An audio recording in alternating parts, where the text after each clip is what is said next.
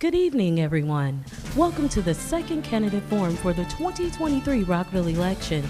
This forum is hosted by Community Reach of Montgomery County with Rainbow Place Shelter.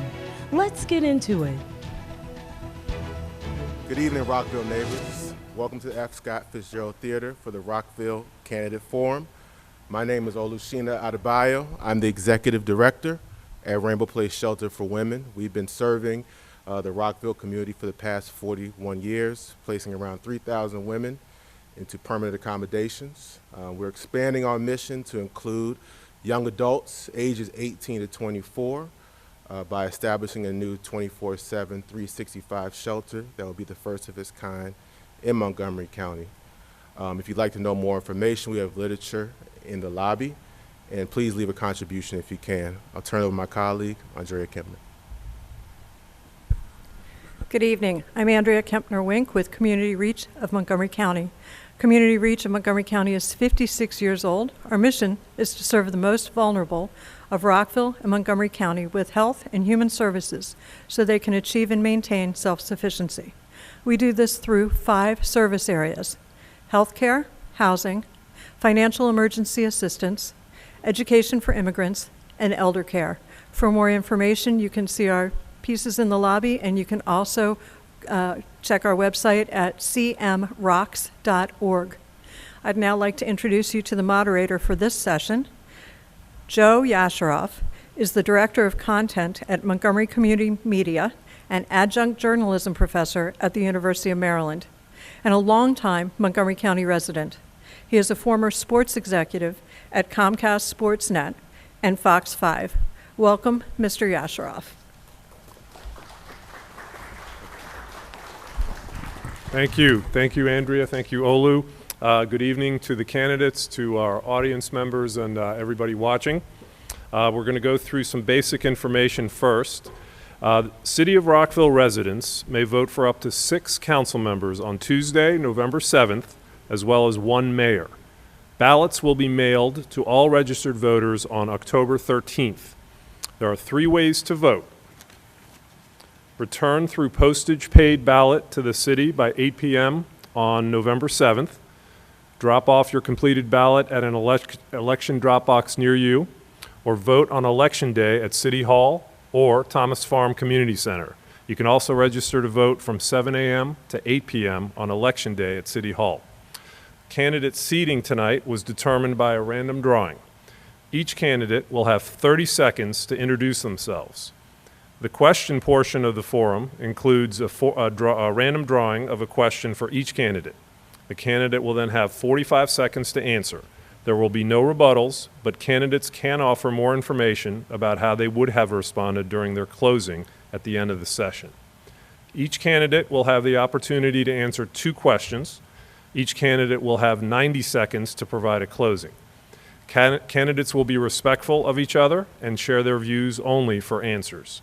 A timekeeper will let each candidate know when 15 seconds remain in their time, and then again when time is up. Please hold all applause until the end of the forum so we have more time to hear council members' candidate views. There are 12 candidates running for the 6 available council seats. They were all invited to participate this evening, and 10 are here tonight.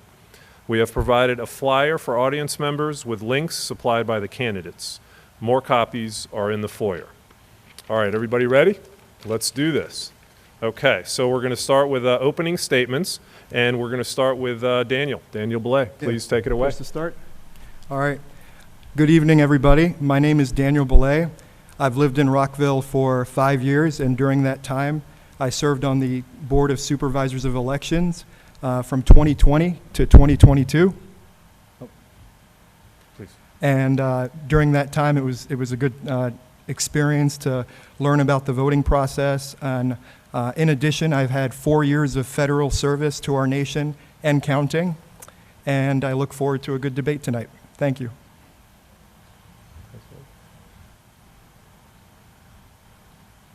Thank you so much, Community Reach and Rainbow Place Shelter. My name is Isola Shaw, and what distinguishes me is that I have decades of leadership experience on all levels of government, and I know what works.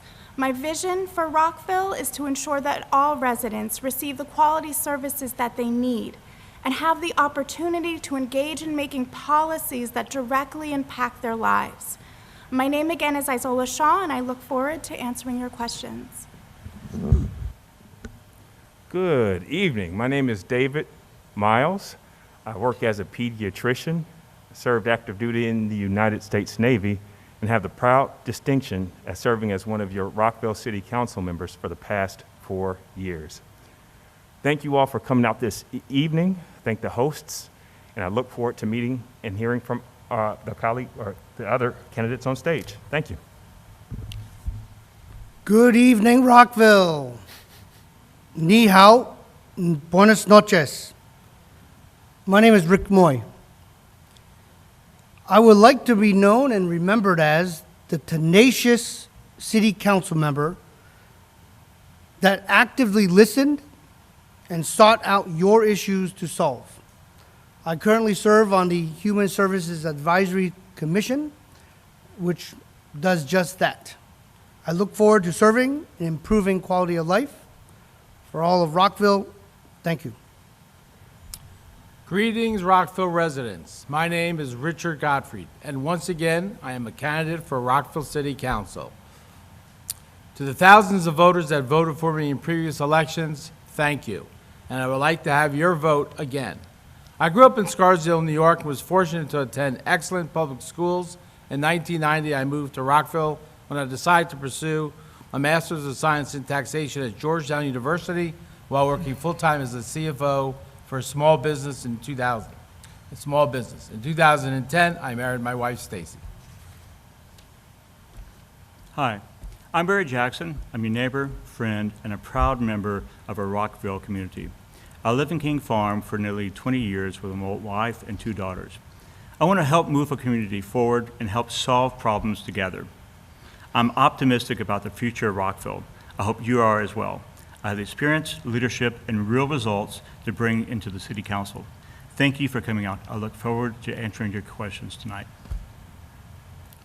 Good evening. I would like to thank the organizations for the invitation and to share my views on the future of Rockville. My name is Anita Neal Power, and I am running for the office of council member and to serve as your representative on the Rockville City Council. I have served in leadership roles for Rockville, Montgomery County, and the state. Some of the roles in Rockville consist of Historic District Commission, Charter Review Commission, and Boards and Commission Task Force. I thank you for attending this forum, and I'm asking for your vote on November 7th.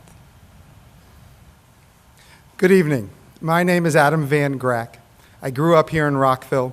I graduated from Richard Montgomery High School, and I work as an attorney, regularly interpreting federal, state, county, and city laws. I've served in multiple public service positions to help Rockville succeed for many years. I'm running for City Council because I love this city, and I hope you'll learn more about me tonight and ultimately join me as we make this city a place where all people can thrive for generations to come. Hi there. I'm Marissa Valeri, and I'm running for City Council because I have the traits needed to best serve the Rockville community. I am the co-founder of the Rockville Pedestrian Advocacy Committee and a past president of the Twin Brook Community Association. More than anyone, I've done the work here in the city, and I've done it with compassion and integrity. Thank you for this opportunity. Good evening. My name is Kate Fulton. I'm running for City Council because I want our city to stay safe, vibrant, sustainable, and attainable for decades. I've been fortunate to raise my family and build community in 3 neighborhoods of Rockville since 2010. Professionally, I've spent 20 years making government work effectively and efficiently for all the people it serves. I'm excited to bring those skills home to Rockville and help build a better future for our city. Thank you. Okay, thank you. Now, time for the first question. I'm going to dig one out of the bowl, and we're going to start with Isola. And the question for you, Isola, is, what are the problems you currently see facing Town Center, and how do you intend to address them? Well, I'm the only candidate here that lives in Town Center. So this is not just a talking point for me, this directly impacts my livelihood. And I've talked to both business owners as well as my neighbors about their consumer needs and their costs. And all of us are disappointed with the vacancies in town center. To build our consumer base, we need to find more ways and find more wayfinding measures, signage, and even creative art projects. Many community members were reliant on the CVS on the corner of Rockville Pike for their basic needs, and we would like to see a similar store return. Many community members would like to see, thank you. Okay. Next question for David, and that is, it's a long one, David. Nonprofit organizations cover many services for city residents that Rockville helps to fund through grants. Is there too much funding going to nonprofits or not enough? Is the city funding the most important services? Does the city get the best bang for its buck through the nonprofits that provide those services? Or would you recommend increasing city staff to provide such services? Thank you for that question.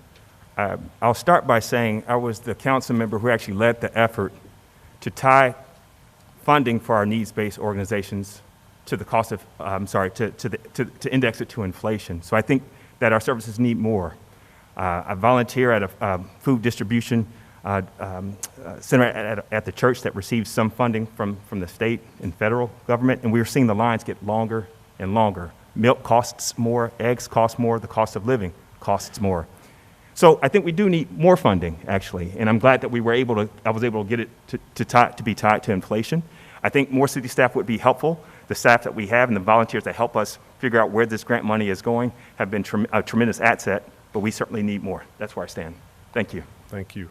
All right, next question for Ricky. And let's see here. Well, this is what I picked. What is the biggest current problem facing nonprofit organizations as they work to serve the needs of Rockville residents? Oh, thank you.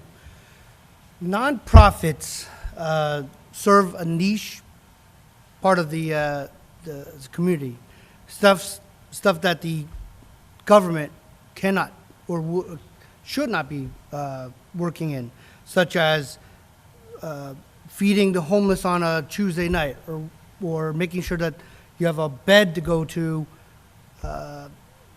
should you be homeless. So the government can't solve every problem. We count on nonprofits and the goodwill of these great community partners to be able to provide these services at a lower cost than it would for a government entity or for the neighborhood to actually do it themselves. Thanks. Okay. Question for Richard. Our region is experiencing a crisis in terms of supply of affordable housing. If elected, what actions would you pursue to increase the supply of affordable housing in Rockville? Great, thank you for that question. We just adopted the comprehensive 2040 master plan, which has a section on having 3 goals for housing in the city of Rockville. One is offering missing middle housing types like duplexes to road houses, to small apartments, to garden apartments. The second goal is to maintain our MPDU program, and the third goal is to expand and improve public and assisted housing programs for low-income residents.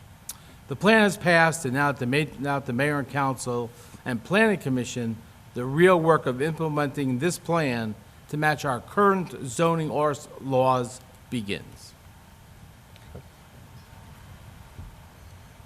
This is for Barry. Please name 3 nonprofit organizations that you support and how you do so. Okay. So I love nonprofits. They're near and dear to my heart. So 3 nonprofits I support, the ARC of Montgomery County, of course, Common ARP, and the American Cancer Society, just to name a few. I have a career working exclusively for nonprofits and also volunteering for them as well. And Community Reach, which is our sponsor. So we must embrace them as a city and a community. We should focus on connecting nonprofits with residents who need their services. It is a win-win in my view. If I'm on the council, I will encourage the city to work with nonprofits to provide access to all residents of Rockville. Thank you, Barry.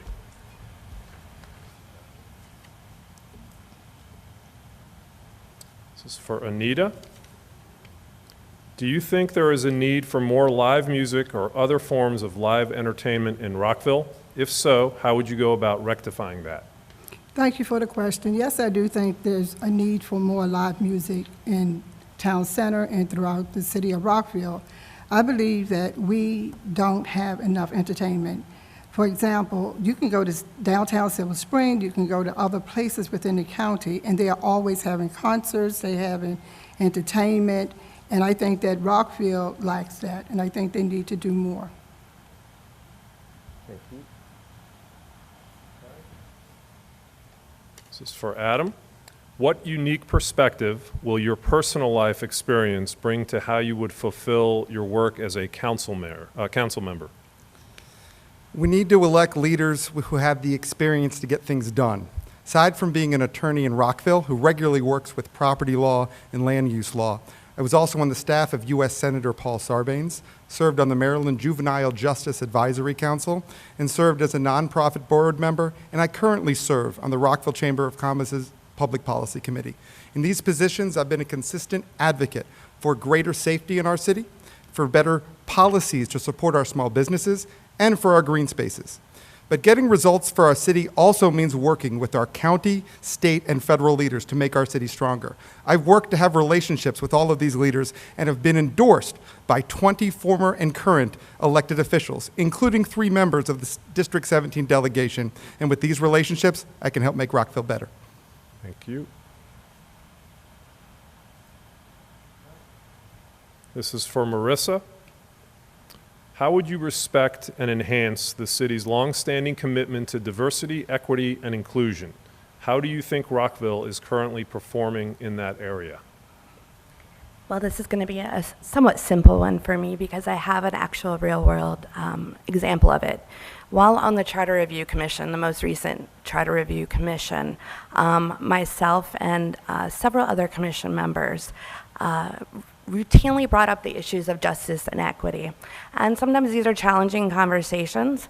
I can say that as a white woman, I feel that I have a particular role to showing a commitment to diversity and equity in a way where it is not merely a talking point or a checkbox, but rather it is a holistic view and something that should be infused throughout all of our public policy.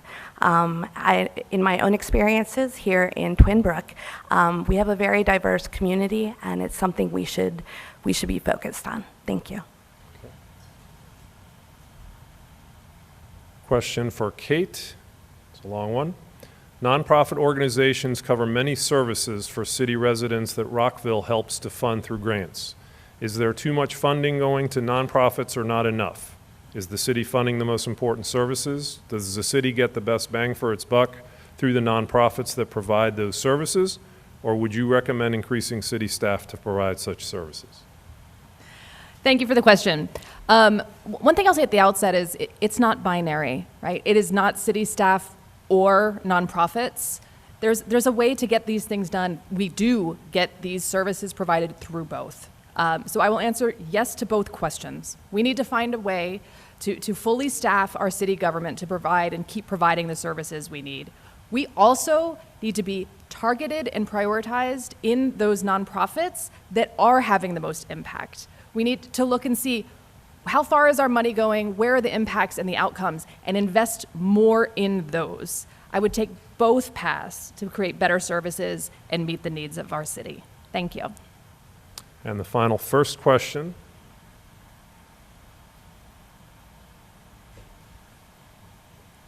For Daniel. How do you view the current relationship between the city and nonprofits that provide safety net services to city residents? Great question. So far, I think it's been going pretty well in terms of the relationship. I would like to see more nonprofit engagement in the city. I do see a vision for nonprofit organizations coming in and working with us on things like the environment or things like the economy. There are so many different avenues that we could go in terms of expanding nonprofit to help Rockville grow. So that's my answer to that question. Thank you. Time for the second round. Okay, let's start. We're going to start with David this time.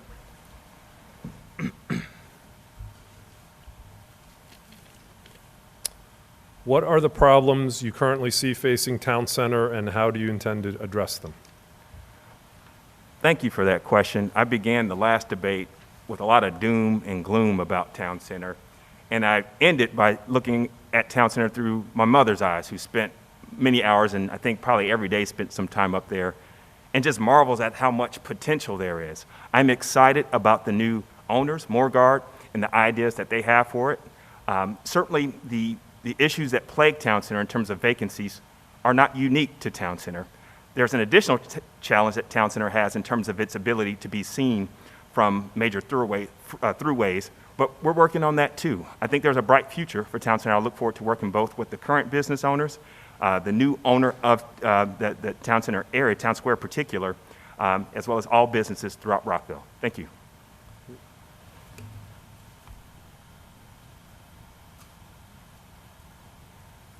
Okay, this is for Ricky.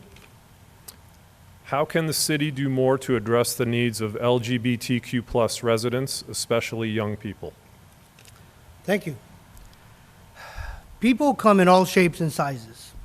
There's no one monolithic type of person. So as this city is very diverse in its culture already, we already accept so many different aspects of people. This is just another characteristic that we need to bring attention to. Make sure that we do not exclude people that live among us. They could be our family, their relatives, friends. So when we make decisions, these decisions must have at least an aspect. Are we including? Are we excluding? How do we positively impact? Thanks.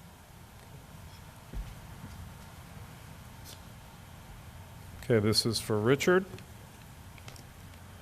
Long one here. Rockville property owners are receiving a 4.7% Montgomery County property tax increase, along with a raise in property recordation fees. Most city residents are also expected to receive higher bills for their water services each year for the next few years. The city budget is expected to need an increase in revenue or a cut in expenses in order to remain balanced. Would you support a City of Rockville property tax increase? And how do you propose to balance the budget for FY25 and beyond? Yes, thank you for that question. I think you've asked the right person the right question. You know, if you have a business and you're losing money, who do you call? Your doctor? No. Who do you call? Your lawyer? No. You call your CPA. And so looking at the budget, you know, Rob DeSpiro, basically we came in here with facing many unprecedented increases in contracts and commodities during the year with a record level of inflation. And also we had a pandemic recovery, and they to maintain our city services, we're navigating through market volatility, high inflation, supply chain, delays in recruitment and retention challenges. It's all a matter of choice. You know, come in November, we're going to get estimated revenues. We just have to choose our priorities and to match our revenues. Thank you. Okay.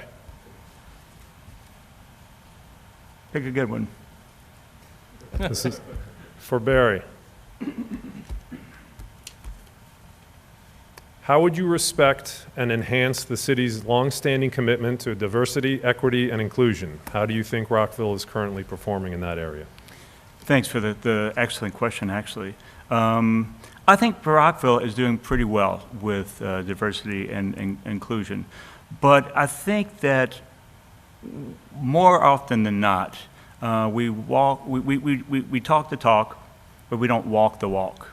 And what I mean by that is recently they had a orientation for Rosh Hashanah, or on Rosh Hashanah. And through no fault of their own, it was held and didn't take into account that it was a Jewish holiday. So I think that in the future, we should walk the walk rather than just talk the talk.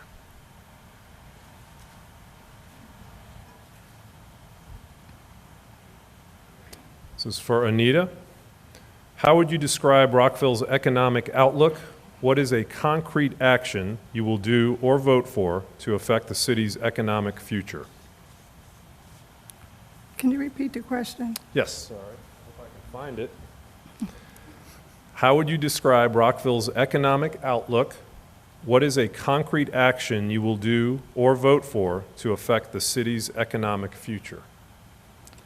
The economic outcome of Rockville, I think we are in a deficit, and I think that we need to do better than what we are doing, and maybe not spend so much money, and as well as to, not spend a lot of money. And the action I would support is that we would sit down, have a conversation. I know that the budget hearing is coming up, so that we can figure out how we can move forward and make the economy much better than what it is now. Thank you.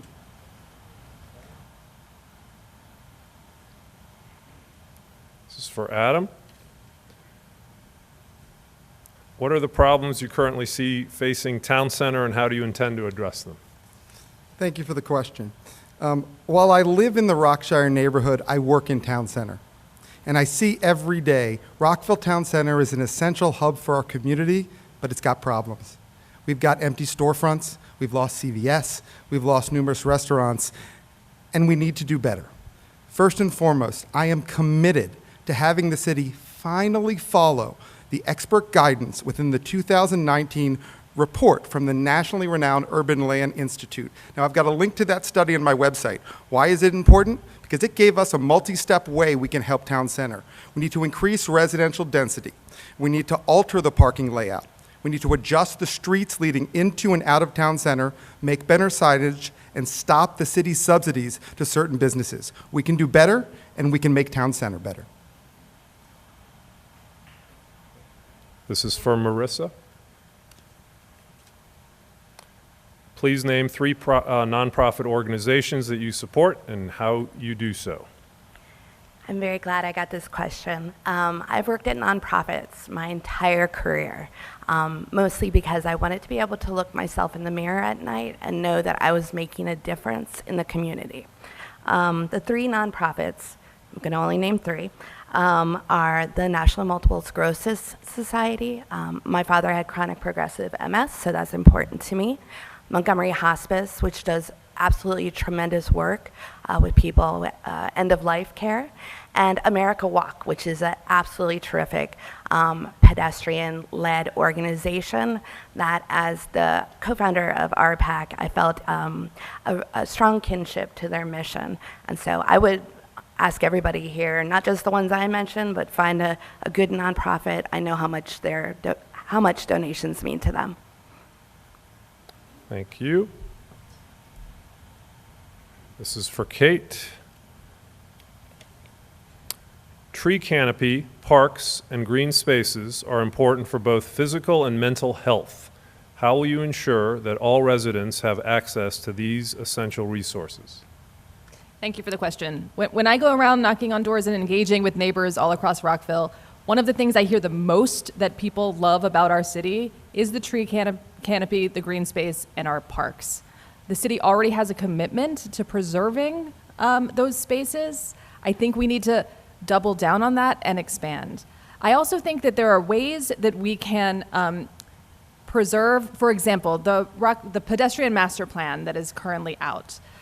Requires some new sidewalks, it requires some new pathways, but it is encouraging creative ways to preserve the trees, to move around, to prioritize maintaining as much of that great asset that is one of the most defining characteristics of Rockville as possible. So I think that when we look to do new things, we need to be looking to preserve the trees as a priority. Thank you. All right, we're coming back to this end of the table. For Daniel. If elected council member, how do you plan to work with other levels of government, especially the county and state, for the benefit of residents in Rockville? Thank you for that question. I would establish a position for a liaison amongst each category, state and county. I would want to pursue an action where we can continue with an engagement process that we can talk about, okay, how are we going to help with real estate? How are we going to help with, developing the economy? But most importantly, what are we going to do in terms of, threats? Like, you never know, climate threats or could be anything from community policing, which is very important. So I feel like at the state level and at the county level, when it comes to protecting and serving, it's very important to maintain a very, close relationship with the county and state entities. So that's what I would do. I'd establish a liaison. All right, final question of the second round.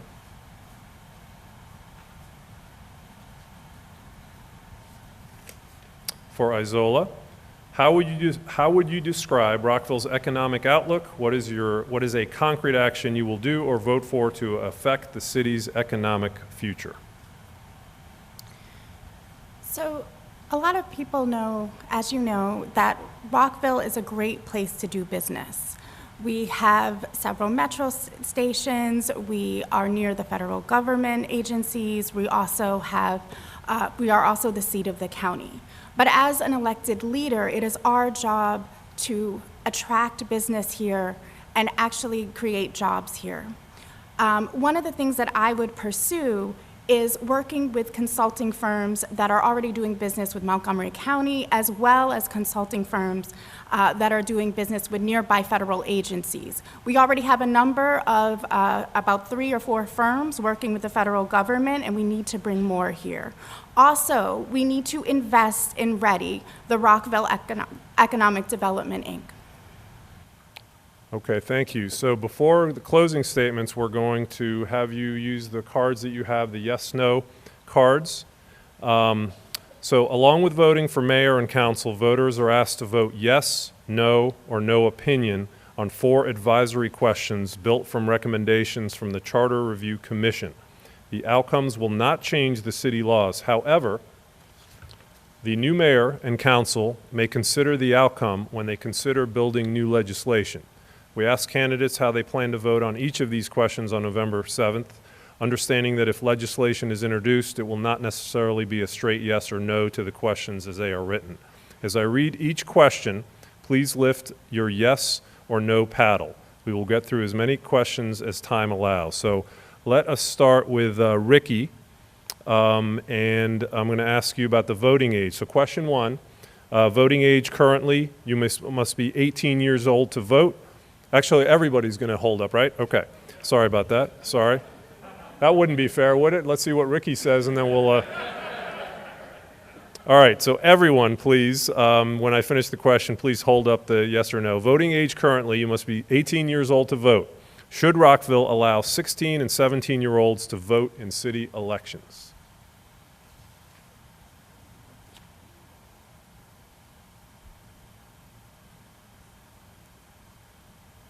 Thank you. All right, let's go to question 2. Non-citizen voting currently, only U.S. citizens who live in Rockville can vote in city elections. Should Rockville allow residents who are not U.S. citizens to vote in city elections? Your answers.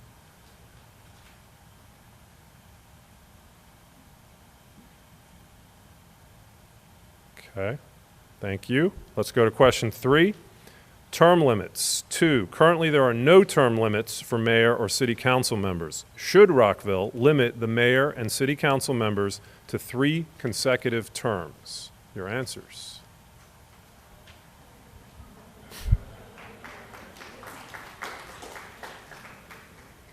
Thank you. All right, question 4, the final one. Representative districts are currently, city council members are elected at large. That means the entire city votes for all 6 members. Should some or all of the 6 council members be elected by representative districts? Your answers.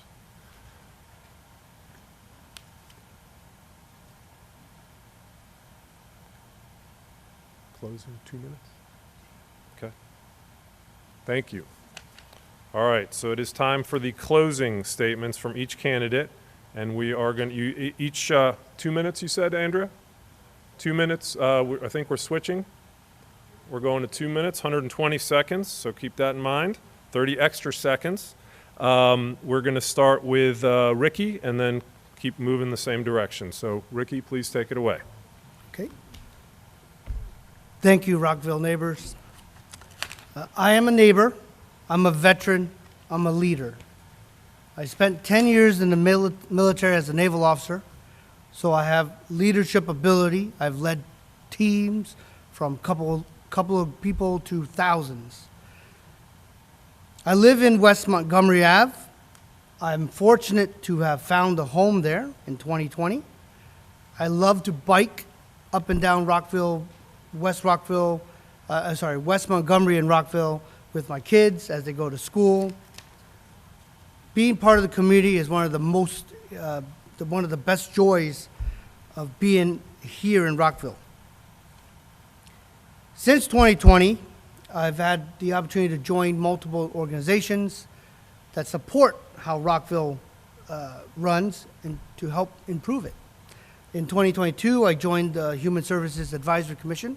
So we look at issues that affect the citizens, like homelessness, mental health awareness, making sure that if your house had residents that were affected by fire or flooding, what would happen that night? So we took a look at those nonprofits and how we can fund them to make sure that there's a backup plan for the best for these residents that live here. I've served on the PTA for Beale Elementary to make sure our kids have a good experience, not only with their own culture, but with other cultures. We had a multicultural night this year.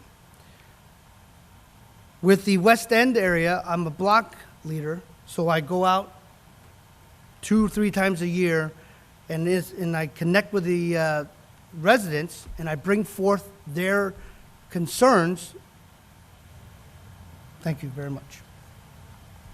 My name is Richard Gottfried, and I want to thank our hosts for an excellent forum. Before you vote, I want to ask you to consider what you think that this election is about. I believe that this election is about the following. Number one, maintaining the quality of Rockville's public services and amenities is essential while we redevelop the city for a vibrant future.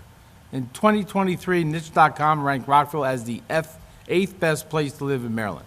Number two, applying common sense leadership and finding common ground in the decision-making process.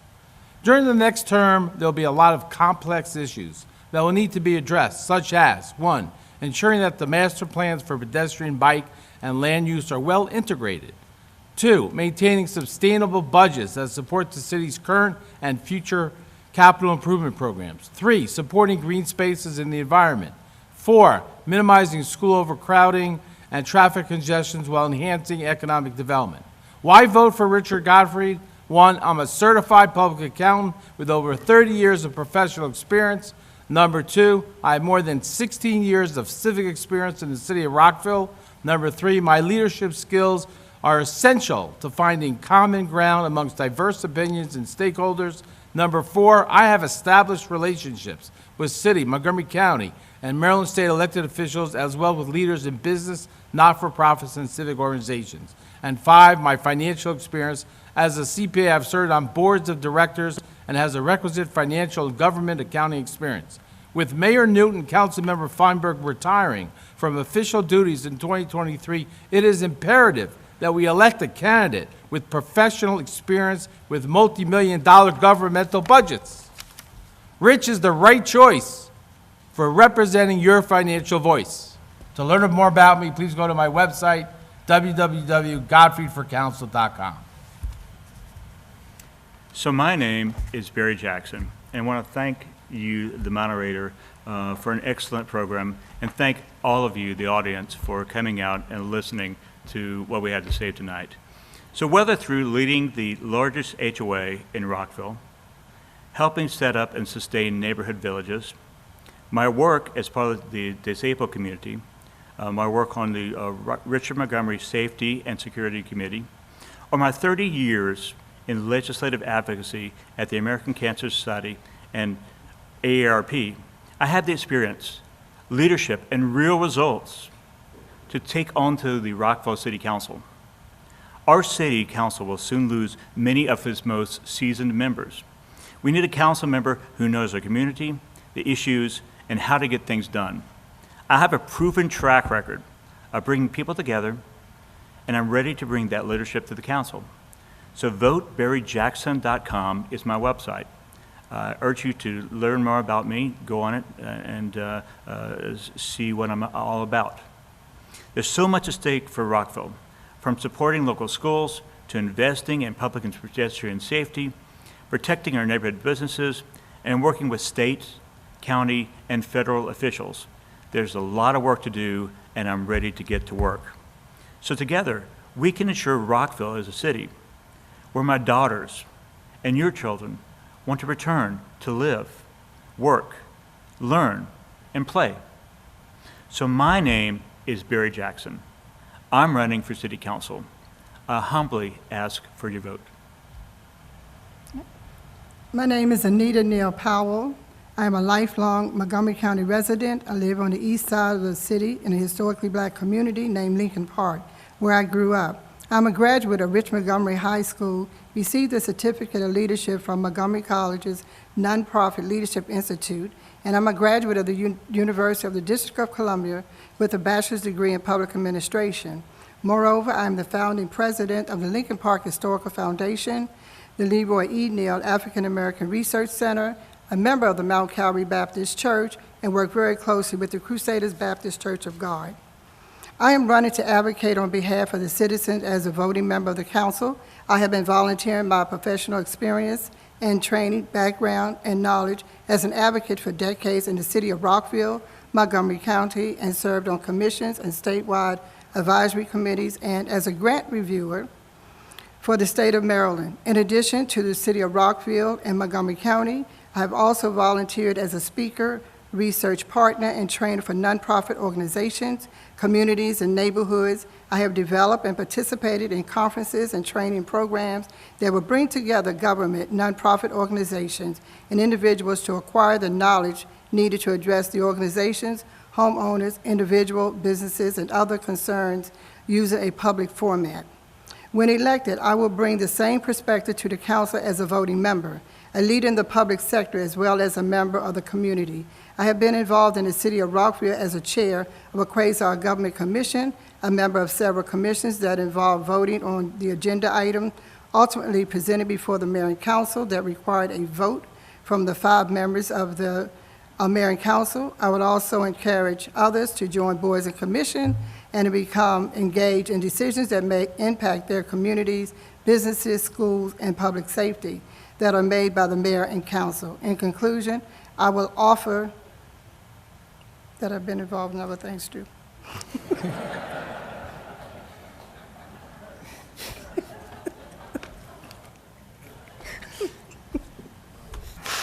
Good evening again. As a city, we have the chance to do big things and make Rockville even better. And we need to elect the leaders who can get it done. I was lucky enough, and I thank you for the question, I was able to tell you in my first question a little bit about my background as an attorney and where I've served the public. So fortunately, I have the opportunity in my last 2 minutes to tell you more about my priorities and what I think the city can do better. On the city council, I plan to, 1, ensure that the city supports and engages with all neighborhoods in Rockville, not just the center ones, not just the ones outside, everyone, because everyone deserves a voice in our city government. Number 2, I will improve the public safety and security in Rockville. Whether you know it or not, this past budget season, the City of Rockville Mayor and Council did not fully fund the Rockville Police Department. It was underfunded. Given what we're facing here in Rockville, it's unacceptable. We must fully fund our police department, and in fact, we gave $0 to the Rockville Volunteer Fire Department. It's unacceptable. We need to do better for our safety and security in Rockville. Number 3, we need to enhance government transparency. There's got to be less open meetings. There's got to be more open with regard to what their budget's happening, whether it's to Ready, whether it's anywhere in the budget. As the public, you deserve to know what your government is doing and where that money is being spent. And 4, We need to work to invigorate our economy and small businesses. And I'm not just talking about town center. I had on my second question, we talked about the priorities. I'm talking about everywhere in the city. In King Farm, in Twinbrook, in Rockshire, everywhere in the city, we need to do better to support our small businesses. And I've seen that when I've been on the Public Policy Committee of the Rockville Chamber of Commerce. We can do better.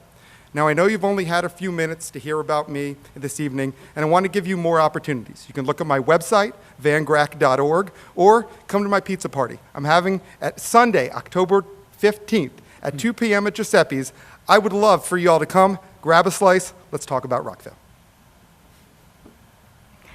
Thank you to Community Reach and Rainbow Place, and thank you to all residents who have watched or will watch later on. My husband and I are MoCo born and raised, and my family and I have lived in Rockville for the past 10 years. In that time, I've worked hard in the community and strived to make our city better in everything that I do. I will serve you by being available and accessible to all residents, whether by phone, text, or conversations in person. And I focus on what's important. I have a track record in the city of solving public safety problems by working closely with our police department. More than anyone else up here, I have done the work to make our streets safer for pedestrians, bicyclists, and drivers alike. Voting for me is investing in straightforward, no-nonsense expertise and a strong work ethic. And I will make things happen. This election isn't a stepping stone for me to something else, but the culmination of my deep commitment to Rockville and to every single resident who lives here. Thank you all. Thank you to the host and for the city for this wonderful forum tonight.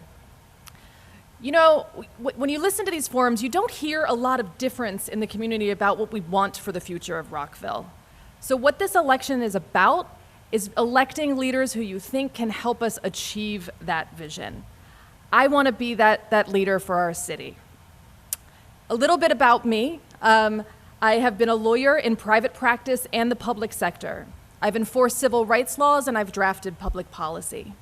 I've been a chief operating officer on the senior decision-making bodies of the Consumer Financial Protection Bureau and the Federal Housing Finance Agency. In these roles, I have proven experience making timely decisions based on data, stakeholder input, and my own good judgment. Managing large budgets, judiciously allocating funds so they have the greatest impact, setting long-term strategy, and holding us all accountable to get there. Building partnerships across government entities, and ensuring that the immediate needs are met during all of that. There's a lot of big responsibilities in my job, but it's also my job to make sure the elevators work and there's toilet paper in the bathroom, and we need to pay attention to those types of things for our city as well as we nail the basics. I think I can do that for our city. If elected, I will bring those skills to three main priorities. Making sure we have inclusive, transparent government. Whether it's having a say in how your tax dollars are spent or knowing when your road is going to be repaved, Rockville can do better at informing and engaging our community. I will also focus on safety, crime prevention, safe, connected walkways and roadways, and services to meet the basic needs of vulnerable populations, and our economic sustainability. Rockville must attract and retain more businesses and create more attainable housing. I'd like to bring the skills in my professional life home to Rockville and help build a bright future for our city. I'm Kate Fulton. Thank you so much. See, I had a script, but, you know, I want to talk to you, the voters.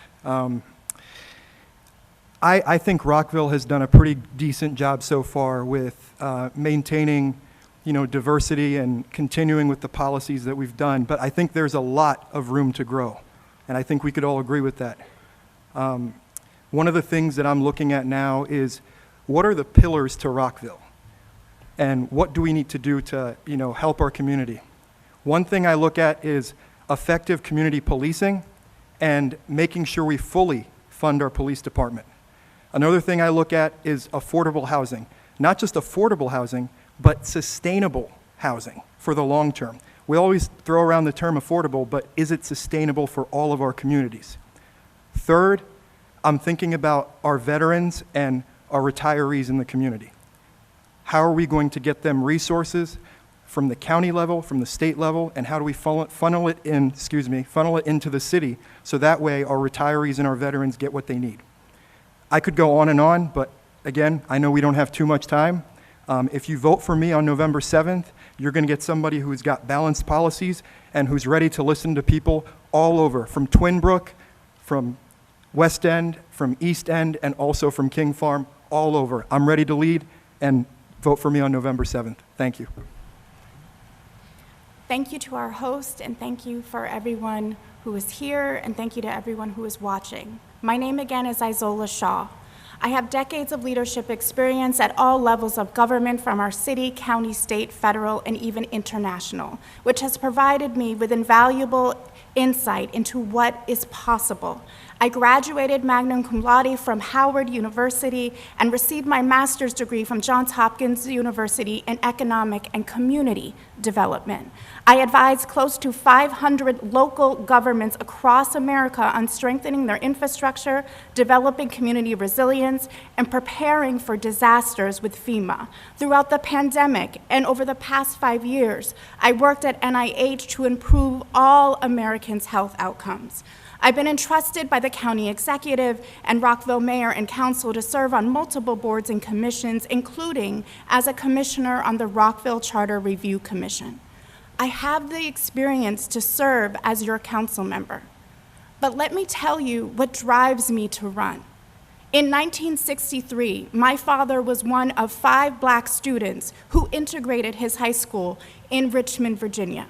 He was bullied, called names, and had to be escorted by the U.S. National Guard.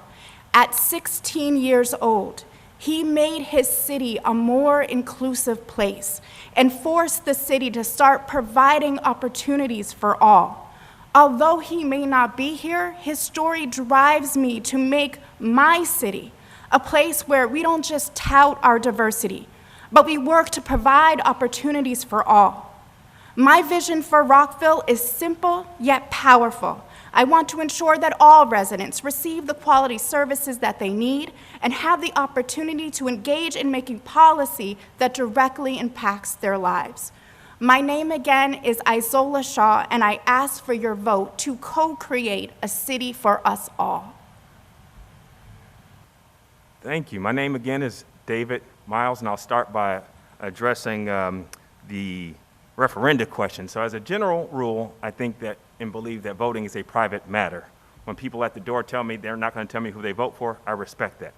But I will give you an outline of my my philosophies, which perhaps will help you see where I stand. In terms of voting age, as a pediatrician, I commonly work with mature minors, so kids less than 18, they could be 14, 15, who make decisions about their own health care, and we respect that.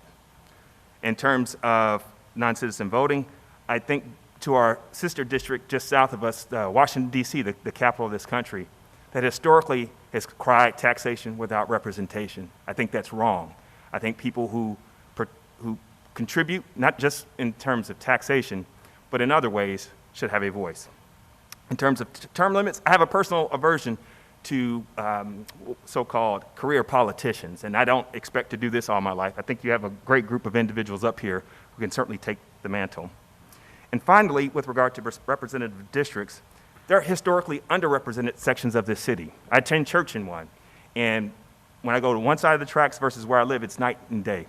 Having people that represent all parts of the city will help make Rockville a reality that everybody can aspire to, and I'm happy to see that so many candidates from all across the city are represented tonight.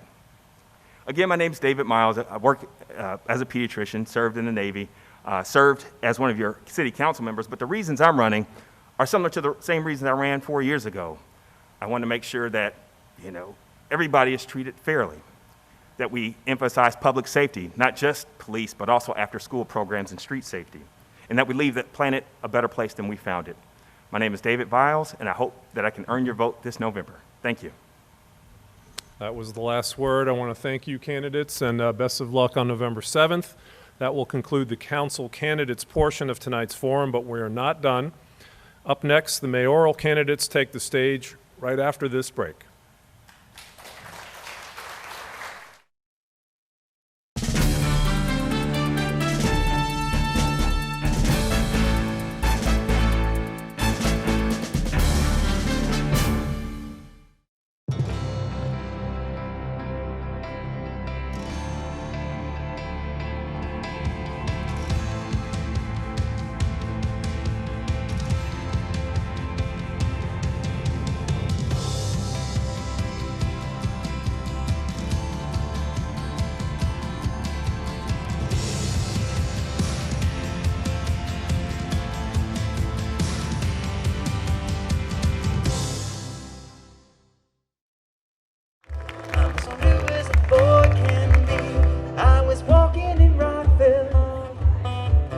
we are having a volunteer reception for all the volunteers for the city of Rockville. We have over 200 volunteers that take time out of their daily lives to support the city in many events, from recreation and park to the senior services to the Board of Appeals to the Board of Elections. Their time is so valuable to us that we need them in order for the city to run smoothly. Okay. Yeah. For me, volunteering, it really helps build a sense of community. And not just for me, but I think also for the city and the surrounding area as a whole. For a person to volunteer, it takes time, but they also grow on their own personal skills. They network, they learn from each other, and they might make connections that they hadn't made before. I think I get to meet a lot of great people, and I think they just help me improve myself and so many other people. I wouldn't be the same person without volunteering at Rockville. Rockville is a city that cares, and we wouldn't be this kind of city without our volunteers.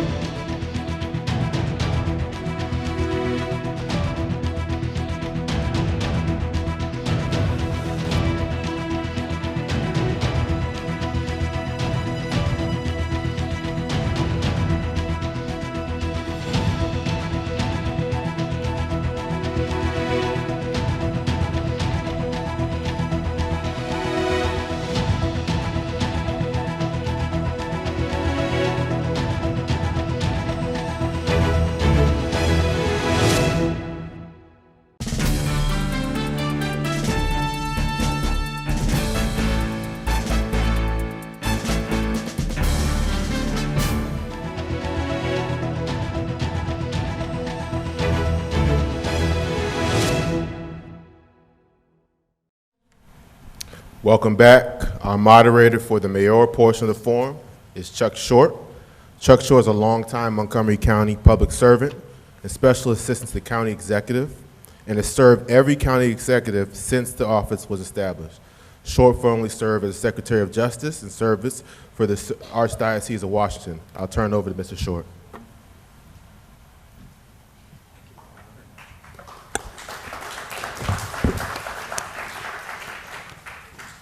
Thank you, Olu, and a special word of thanks to Reach and to Rainbow Place for putting on this event. These are two organizations, for those of you that may not know, that have offered service and love to the people of Rockville, the most vulnerable people of Rockville, for decades. Reach and Rainbow are the very heart of Rockville, and I'm honored to be part of this important education event they're putting on this evening. Thank you especially to Andrea and Olu, who have worked on this event. There's a lot of work that goes into putting on an excellent event like this. This is the mayoral forum. And then there were two. If you were here before, a few minutes ago, there were 10. We are blessed in this city to have dedicated public servants. And I'm delighted to serve as moderator this evening for our two mayoral candidates, Monique Ashton and Mark Pershala. The two candidates running for Rockville, that I did not get that right? Pershala. Pershala. I beg your pardon. Thank you, Mark. Sorry. Each candidate will have 60 seconds to introduce themselves. After their opening comments, I will draw a question, and each candidate will have 90 seconds to respond to the question. Prior to the forum, we shared with the candidates the topics that might be considered, but they were not provided with the questions. So they are speaking without the opportunity to fully prepare their answers. After the question and answer period, each candidate will have 2 minutes to share additional thoughts. A timekeeper will let each candidate know when 15 seconds remain in their time, and again when their time is up. Please hold all of your applause until the end of the forum so we have more time to hear the views of these two great candidates for mayor. Monique Ashton, you will begin with your opening. Welcome, everyone. Thank you for being here. I want to thank our hosts, Community Reach and Rainbow Place, not only for hosting this forum to help educate our voters, but the work you do to meet our most represented communities here in Rockville and the county. I had a chance to witness the work that you did during COVID and collaborate with many nonprofits. My name is Monique Ashton, and it has been the honor of a lifetime to serve as your council member. I'm a senior business executive serving as executive vice president with proven government and business management experience. And I've been a community leader for 14 years with a passion for service and innovative problem solving. I have helped launch small businesses and major initiatives, and I have the experience to help bridge my work as an executive and community leader to deliver results for Rockville. Today, I ask for your vote to be your next mayor. This election is about selecting leaders who will listen, represent you, and build bridges, and I look forward to serving you. Mark Pershala, you have 60 seconds. Thanks to Community Reach of Montgomery County and Rainbow Place Shelter for hosting us tonight. I am running for mayor for your children's future, for their environment, and for their prosperity. I ask what I can do now for your children so that when they are young adults, where can they afford to live, work, and play, and can they do that in Rockville? Their housing costs as young adults will be far too high unless we take action now. These costs will be a lifelong burden on them and limit their choices and opportunities. We need a much larger housing supply, and I'm not afraid to say that. The kind of housing that I propose, transit-oriented development, is environmental and more than pays for itself with respect to school capacity. It's a win-win, and that's what we need to do. In my 12 years on the council, I have grown through my several years' work with both Rockville Housing Enterprises and the Human Services Advisory Commission, and organizations such as Community Reach and Rainbow Place. Thank you for hosting us tonight. Thank you for coming, and I look forward to the forum. Thank you, Mark. I'm told by our organizers that we're a little bit ahead of schedule, so I think you will have 2 minutes for each question. Is that all right with you? Okay. I'm going to pick the first question, and the first question will go to Mark. Please name 3 nonprofit organizations that you support and how you do so. Right. Okay, let's name Community Reach and Rainbow Place Shelter as 2 organizations that I have worked with over the years as a council member. I just have to. Casement Clinic certainly have supported them. But I want to go to my church. I've been there approximately 30 years. My wife and I in D.C. It's in near George Washington University, and that's just been a lifelong spiritual commitment, financial as well. I'll say through my private giving, I probably give to 30 to 40 nonprofits overall, and I would say including most especially civil rights and scientific nonprofits and nonprofits that support the environment and nature. That's where my values are. So thank you. Monique, you have, I think, 90 seconds to respond. Thank you. So I will just say that nonprofits are a huge part of the fabric of our city. You specifically asked to name a few. I have served and helped fundraise for many nonprofits. I've supported Community Reach. I've helped on their galas. I've helped on spreading the word on the value of the services they provide. So many underrepresented folks who need help with healthcare, housing, and basic services. I've also worked with Interfaith Works. They needed help to relocate. They were thinking about moving out of the city. I connected them to Ready to help them get more favorable cost for their rent. I helped them to find funding to paint their home, one of their homes that serves folks who are medically underserved. I also have supported MCCH. I've organized Boy Scout troops, Girl Scout troops, and groups in my own home to create food packets and prepare for people who are unhoused. I've worked with a number of faith-based organizations. I also serve on the board of RHE as a liaison, and there I've helped to increase their affordable housing portfolio by 31%. I am someone who believes deeply in giving back and living a life of public service, and I completely respect the work of our nonprofits, and I'm a partner to them. Thank you. Thank you, Monique. Mark, you will have 2 minutes. No, I beg your pardon. Monique, you will have 2 minutes for this question.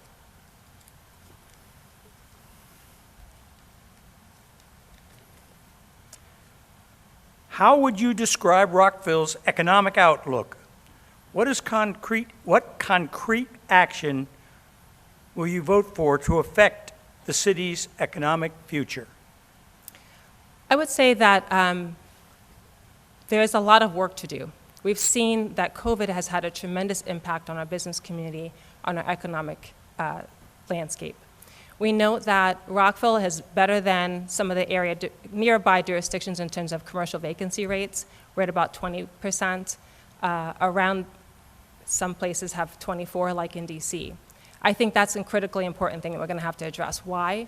Because it helps to address our tax base. They are an important part of making sure that we as a city can provide the services for our residents, and we don't want to necessarily increase taxes on our residents. So I would say that is a huge priority for me. I have worked on this council to make sure that our approach to economic development and business engagement is not just reactive, but is proactive. We have to really stand out and try to attract businesses and investments into this community. I also think that we need to do more to attract small businesses. So I helped to lead the efforts to change our small business incentive fund. It's not just focusing on town center, which is important, but there are other parts of our neighborhood centers that need help. I also looked at not only just looking at retention, but how do we attract net new businesses? If we have vacancies at the end of the day, it's still a failure. And so we need to help and support and work with Ready to be able to attract new businesses and investments to the city. I have brought together folks to let them know about the zoning changes that we've been making and how they can then do business with the city and maybe have some mixed income housing and other uses along Rockville Pike near Rockville Town Center. That's something that I've done in terms of proactive outreach and giving those leads to Ready. I think it's also important that we help businesses better navigate our city because our reputation is important. If they find that they can come here and work and we're a welcoming environment, then they will come back and invest and tell their friends. Thank you. Mark, you have 90 seconds. Thank you. I'm the one who saved Rockville Economic Development Incorporated from being defunded. I am the one who has made economic development a positive term instead of a negative term. I'll take complete credit for turning that around. Well, I will, because it's been held to support business in Rockville. For economic outlook, we need to remove barriers that we put in place. For example, our zoning is too tight. Our adequate public facilities ordinance, if we're going to have one, should say not only where you can't do things, but where you can do them and where we want to focus our development. We must recognize that we need to switch to homes. We're not going to fill up all those office spaces. We're not going to fill up all those retail spaces. The Urban Land Institute report, we need to pay attention to that. That's been ignored in this term. The commercial property values have tanked. So when they get their assessments, what some of these commercial properties do, they appeal them, state lowers their assessment, and they pay lower taxes. So we have to make those properties valuable again. So I was the person who led the effort to attract businesses through grants, and that was citywide. But most of all, we need to get the WMATA study going again. We're not going to underground 355 from Veers Mill to Bell Avenue. That's stopping town center progress. Thank you. Thank you. Monique, you have 90 seconds to respond, to answer that. No, I'm sorry. Excuse me. Monique, you get No, it's my turn. Next question. 2-minute question for you, Mark, right? Yeah. I'm sorry.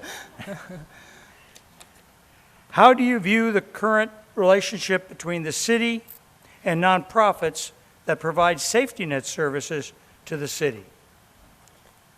So I think the relationship is very good. I am in tune with that because I've been several years on the Human Services Advisory Commission, which, by the way, has been an eye-opener for me.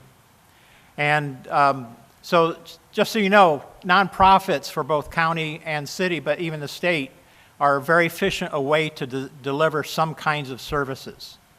We have to keep in mind as a city that the state works primarily through the county, so the challenge for the city is where do we fit in? Because we don't have the funds. We don't get the direct grants from the state. So we work around the edges. We help people sort out where they should go. We have funds in reserve so that when the county runs out of money, people can then come to us.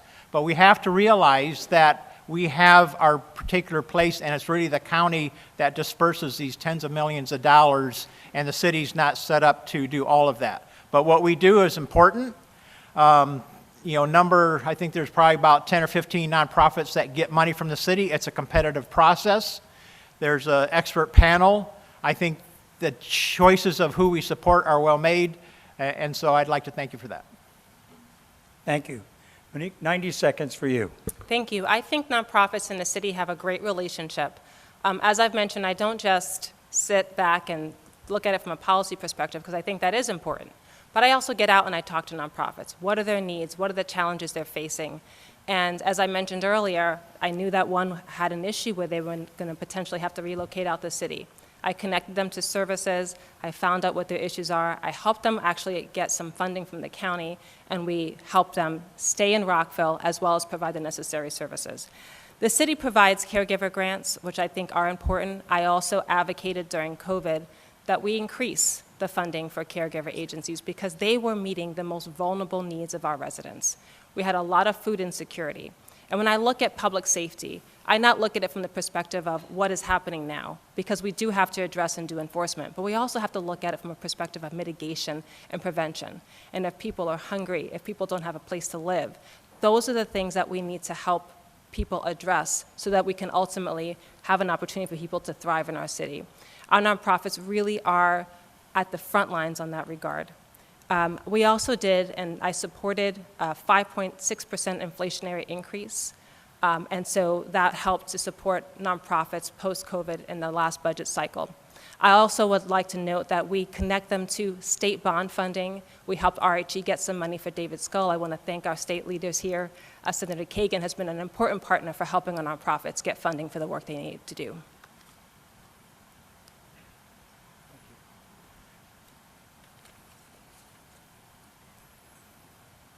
Mark, you have, Monique, you get the next question? Okay. Sorry. What are the problems you currently see facing Town Center, and how do you intend to address them? So Town Center has a number of issues that have been around for several years. And I think my term on council this past 4 years, I've been able to really analyze and identify and meet with some of the businesses there. We have issues of wayfinding. Basically, there are people who are going by Town Center every day and they don't even know it exists. We need to put some gateway opportunities from the Metro and at 355 for people to know that they can come in Town Center. That's one issue. The second issue is we do need to look at creating opportunities for people to live and work near Town Center.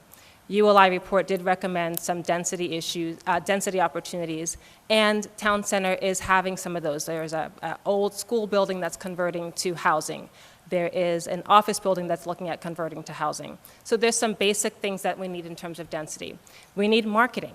We need to do more to support and help the small businesses. So I actually go to those businesses and I talk to them about what their needs are. I found out one was very simple. They just got there a year ago, their AC is broken, now they have to pay $15,000. That is not sustainable for our businesses. If we're going to see our small companies come in and put their life savings into trying to start up a business there, we need to be the kind of community that supports them. And Ready has been helping to advocate and to meet the businesses where they are. Those are some major things that I think pedestrian safety is another factor. We have been making improvements with the road diet. And I would also look to implement the ULI report as well to make sure that we're moving along and providing opportunities for businesses to thrive in Town Center. Thank you. Mark? Thank you. So there are many issues with the Town Center. Let me tell you something. If you think it doesn't matter who you vote for, it does.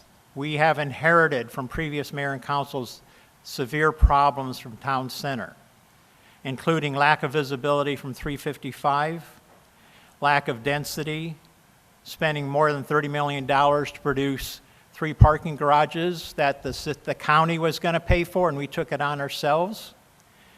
Now we also have other problems. We have a crime problem in Town Center. There's been at least a couple smash and grab locations.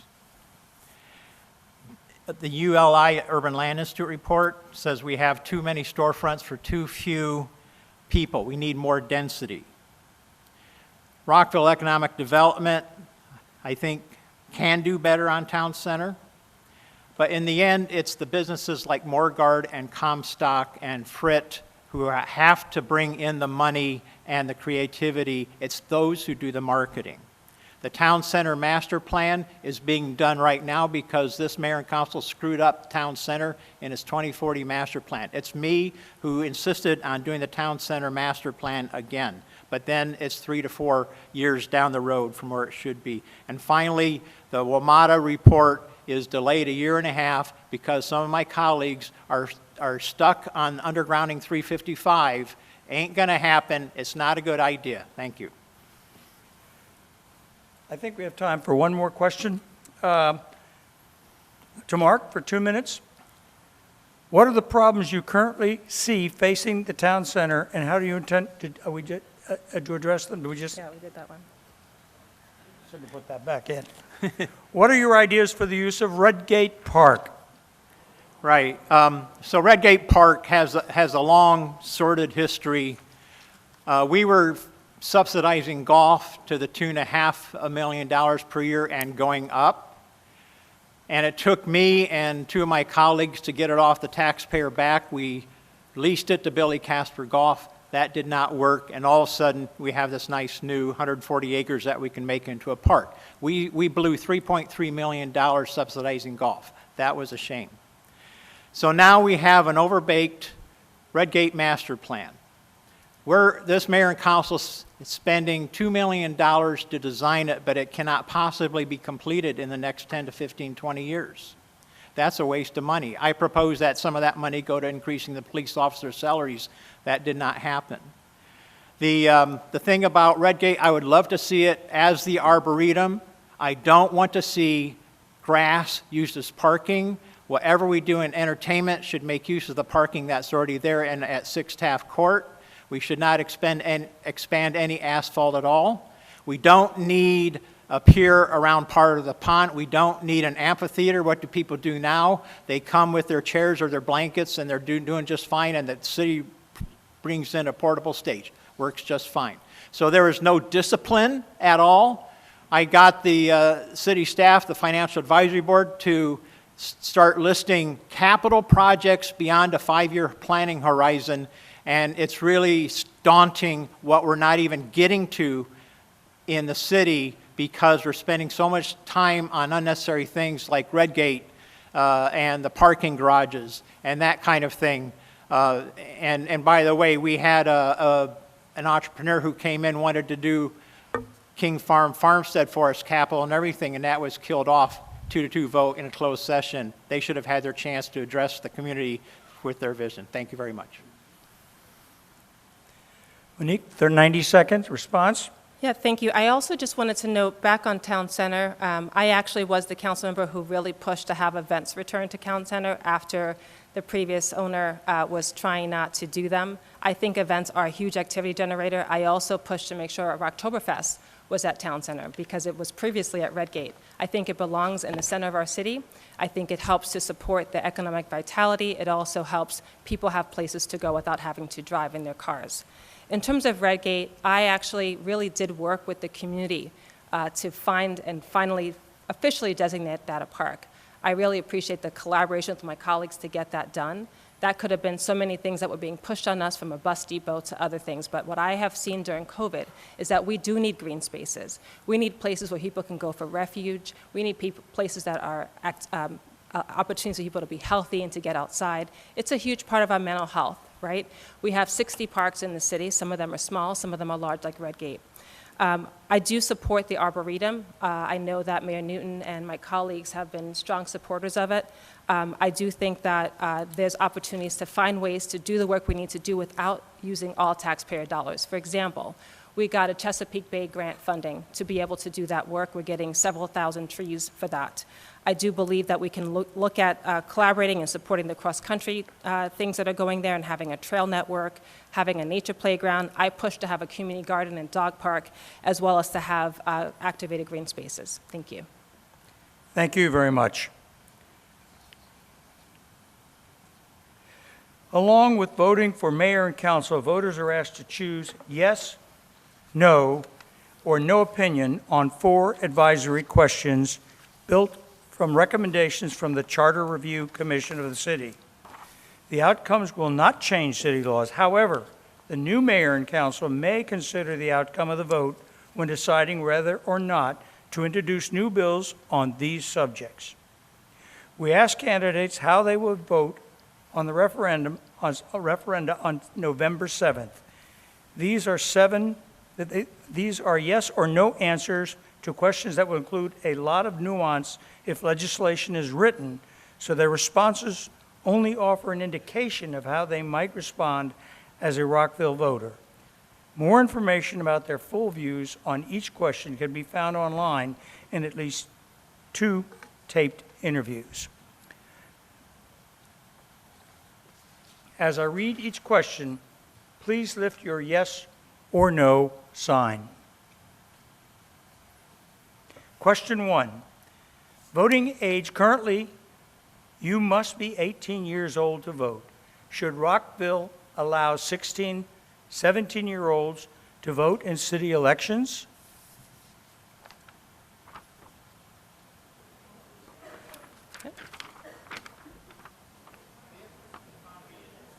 Can you see it?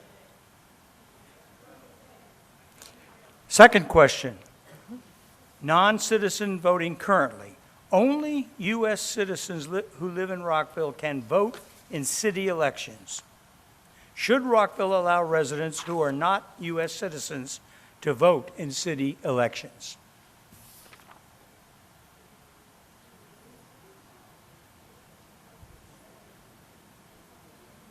Question number 3. It says, I will listen, convene, and do what I think is best for Rockville, and I'll explain my closing statement. Question number 3, term limits. Currently, there are no term limits for mayor and city council members. Should Rockville limit the mayor and city council members to 3 consecutive terms?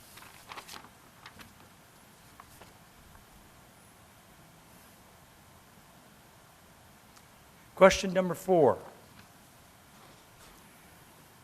Representative districts currently, city council members are elected at large. That means the entire city votes for all 6 members. Should some or all of the 6 council members be elected by representative districts?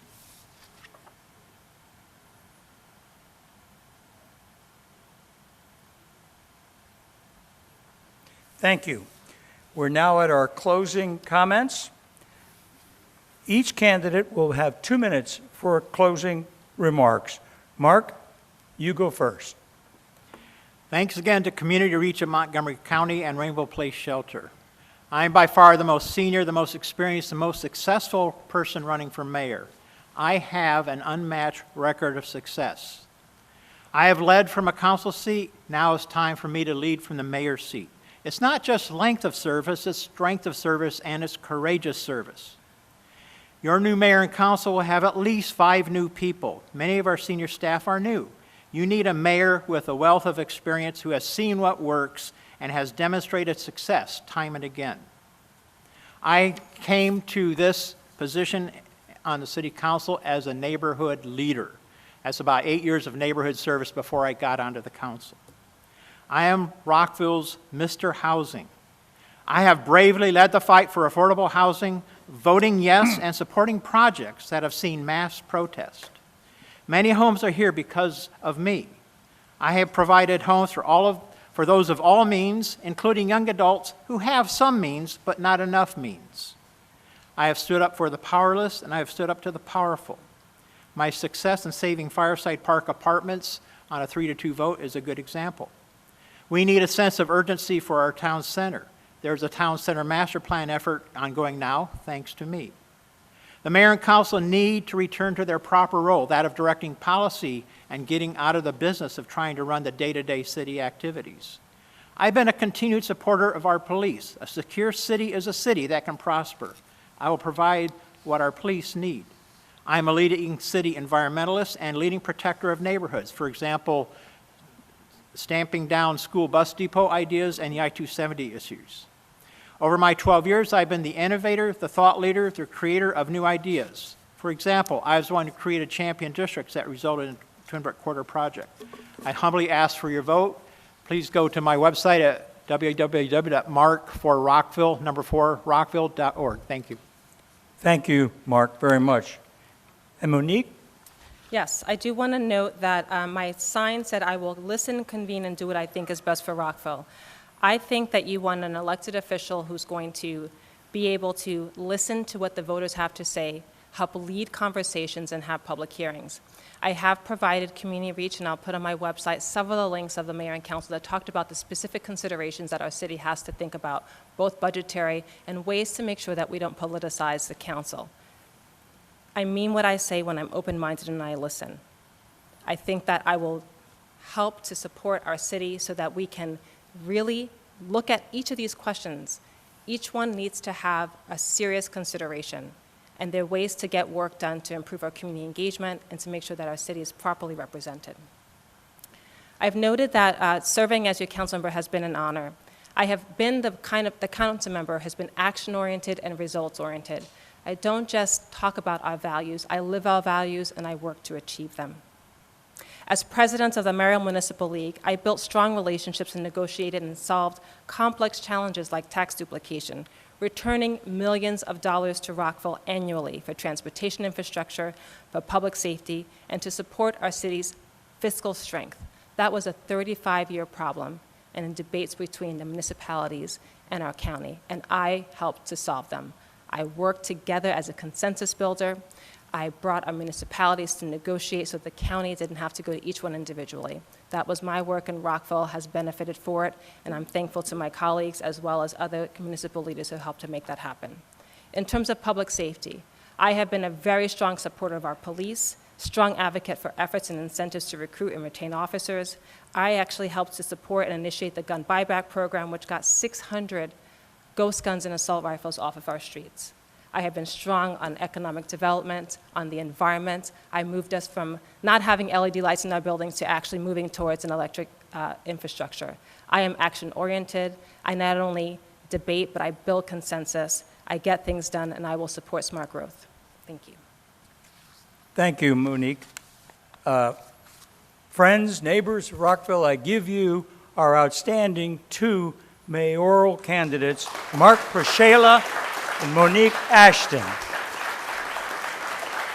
And again, I want to thank Reach and Rainbow for their sponsorship and all of those individuals who made this night possible, and especially thank you, Rockvillians, for tuning in and caring about your city.